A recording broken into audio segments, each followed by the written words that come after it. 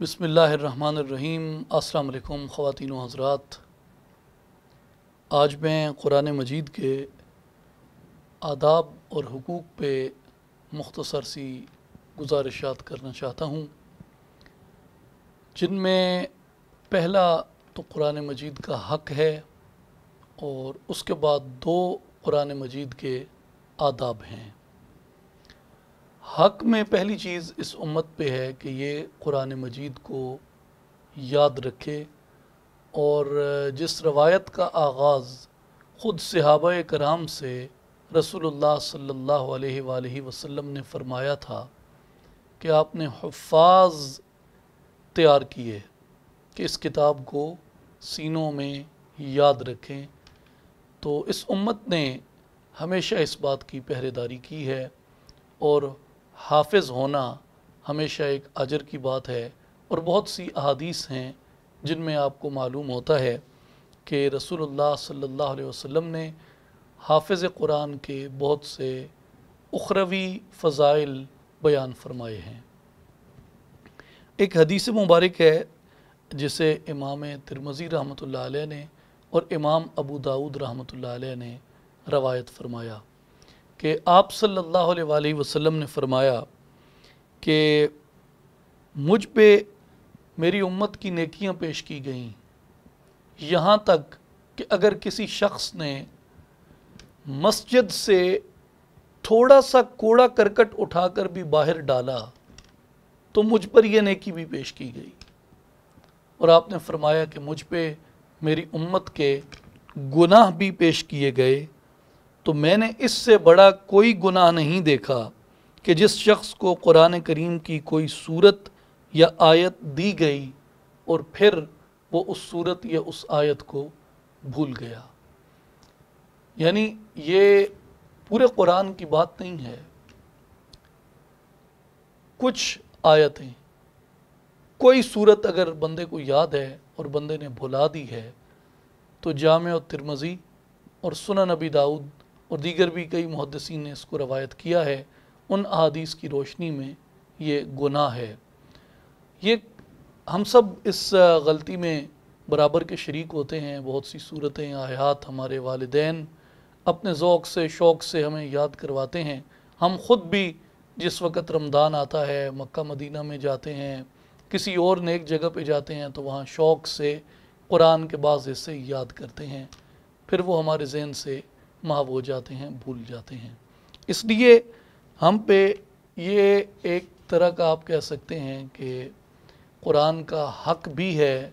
اور یہ آداب قرآن میں بھی شامل ہے کہ جتنا قرآن آتا ہے اس کو یاد رکھا جائے اور اس کے نسیان سے، اس کو بھولنے سے بچا جائے۔ دوسرا قرآن مجید کا ایک ادب ہے جسے خود قرآن مجید میں اللہ تبارک و تعالی نے بیان فرمایا، لا یمسہ الا المطہرون، کہ اس کو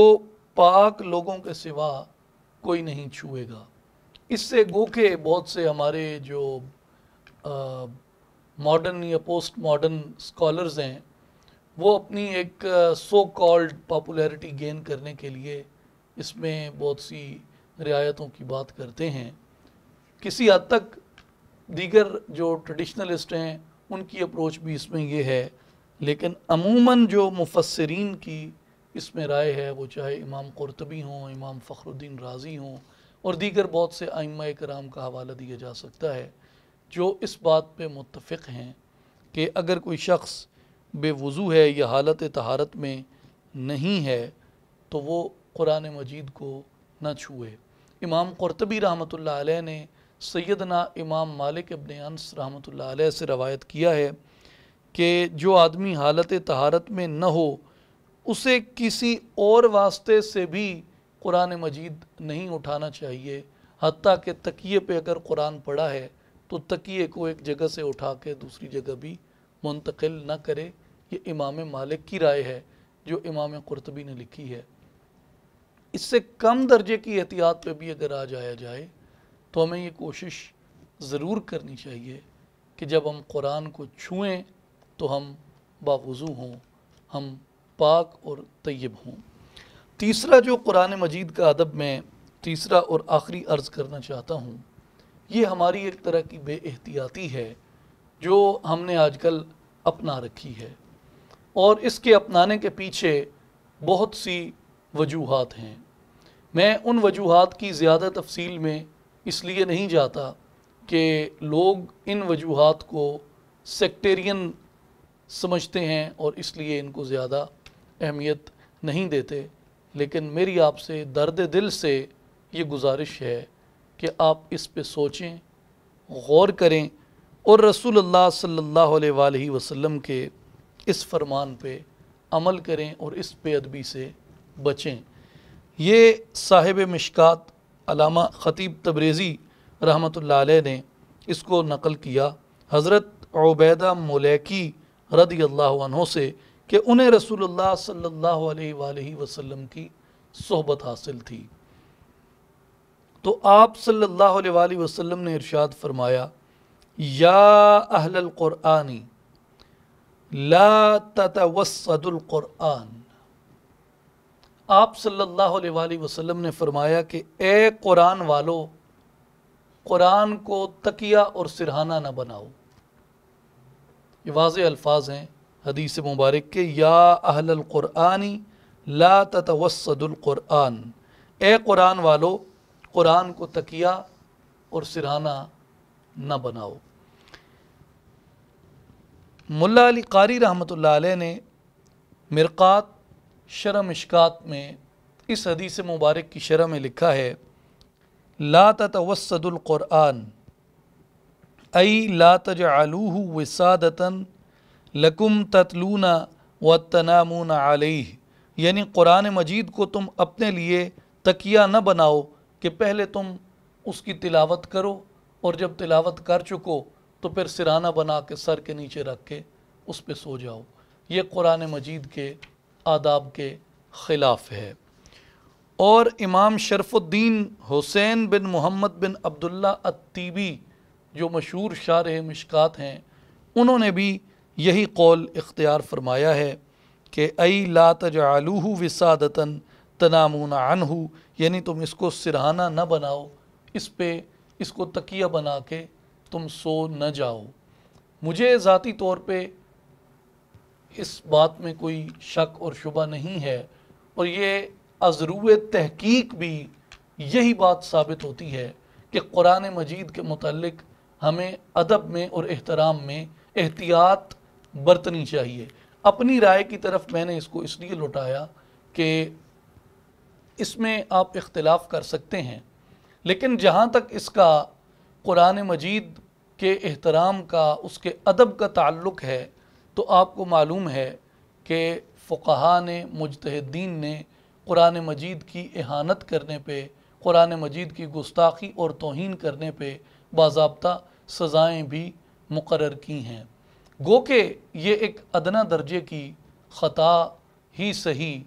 لیکن قرآن مجید کو سرہانہ بنانا، جہاں سے لوگ گزرتے ہیں اپنے پاؤں کے ساتھ مٹی پتہ نہیں کہاں کہاں سے لے کے وہاں قرآن کو رکھ دیتے ہیں، اور ہم قرآن کو یوں اٹھا کے اس طرح پھینکتے ہیں کہ جس طرح ہم باقی کتابوں کے ساتھ رویہ روا رکھتے ہیں، تو ہمیں اپنے ذہن کے اندر یہ رکھنا چاہیے کہ جس طرح باقی اشخاص میں اور رسول اللہ صلی اللہ علیہ وآلہ وسلم کی شخصیت میں فرق ہے، جس طرح باقی گھرانوں، باقی خاندانوں اور باقی نسبوں میں اور رسول اللہ صلی اللہ علیہ وآلہ وسلم کے نسب میں فرق ہے، کہ میں اپنے نسب پہ نہیں اترا سکتا، میں اس پہ فخر نہیں کر سکتا۔ کوئی انسان اپنے نسب پہ نہیں اترا سکتا، اس کو قرآن نے عہد جہالت کی طرف لوٹایا ہے۔ لیکن سادات ایک ایسا گھرانہ ہے جن کے لیے یہ باعث فخر اور باعث اعزاز ہے کہ وہ رسول اللہ کے خون سے ہیں۔ میں کسی کا احترام اس کے باپ یا اس کے دادا یا ان کی خاندانی وجاہت کی وجہ سے نہیں کرتا، سوائے سادات کے، اس لیے کہ وہ رسول اللہ کا کنبہ ہے، وہ رسول اللہ کا گھرانہ ہے۔ حضور کی شخصیت سے کسی شخصیت کی مثل نہیں دی جا سکتی، حضور کے کنبے سے کسی دوسرے کنبے کو موازنہ نہیں کیا جا سکتا، اسی طرح باقی کتابوں اور قرآن مجید کا بھی موازنہ نہیں کیا جا سکتا۔ بظاہر یہ اوراق ہیں، بظاہر ان پہ لکھی ہوئی یہ سیاہی ہے، یہ روشنائی سے لکھا گیا ہے، اسی طرح ورق ہیں، اسی طرح کاغذ ہیں، لیکن اس کی حیثیت کاغذ کی بدل جاتی ہے، روشنائی کی حیثیت بدل جاتی ہے، جس غلاف میں یہ لپٹا ہوتا ہے اس غلاف کی حیثیت بدل جاتی ہے، اس لیے کہ یہ اللہ کی طرف سے نازل ہونے والا پاک کلام ہے، جو کسی بشر کا کلام نہیں، کسی جن کا کلام نہیں، کسی فرشتے کا کلام نہیں، یہ اللہ کا کلام ہے۔ اس لیے اس کا ادب کرنا، اس کا احترام کرنا وہ ہم سب پہ لازم ہے۔ خود بھی قرآن کو سر کے نیچے سرہانا نہ بناؤ، اور اگر کسی کو دیکھو تو اسے بھی از راہ نصیحت ضرور کہو کہ یہ قرآن کے آداب کے خلاف ہے۔ اگر آپ کسی کو یہ کہہ نہیں سکتے تو کم از کم دل میں اس بات کا ضرور گمان رکھیں کہ یہ شخص قرآن کے آداب کے منافی کر رہا ہے۔ ہم نے یہی سیکھا ہے اپنے بزرگوں سے، شیوخ سے، کہ با ادب با نصیب، بے ادب بے نصیب۔ اللہ ہمیں اہل ادب میں، اہل تعظیم میں شامل فرمائے، آمین۔